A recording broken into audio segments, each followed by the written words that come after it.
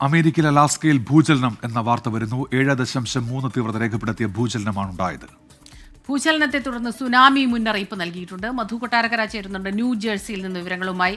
മധു, ഈ സുനാമി മുന്നറിയിപ്പ് വരുന്ന സാഹചര്യത്തിൽ എവിടെയെങ്കിലും വെള്ളപ്പൊക്കമോ മറ്റോ റിപ്പോർട്ട് ചെയ്യുന്നുണ്ടോ? എന്താണ് ഇപ്പോഴത്തെ ഒരു അവസ്ഥ?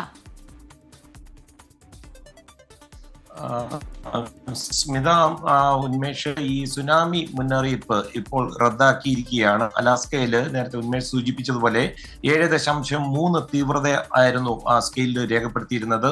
പ്രാദേശിക സമയം ഏതാണ്ട് 12:30 കൂടിയായിരുന്നു ഈ ഭൂചലനം അനുഭവപ്പെട്ടത്. ഏതാണ്ട് 12 മൈല് ചുറ്റളവിൽ ഈ ഭൂചലനം അനുഭവപ്പെടുകയുണ്ടായി എന്നാണ് റിപ്പോർട്ടുകളിൽ പറയുന്നത്.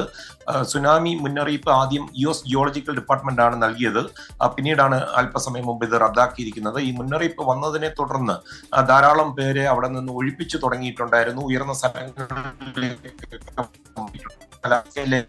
സാൻറ്റ് എന്ന് പറയുന്ന ഒരു ദ്വീപിൽ അവിടെ നിന്ന് ഒരു 54 മൈലോളം തെക്ക് ഭാഗത്തായിട്ടായിരുന്നു ഇതിന്റെ പ്രഭവ കേന്ദ്രം. സ്മിത, ശരി, മധു കൊട്ടാരക്കരയാണ് ന്യൂജേഴ്സിയിൽ നിന്ന് വിവരങ്ങളുമായി നമുക്കൊപ്പം ചേർന്നത്.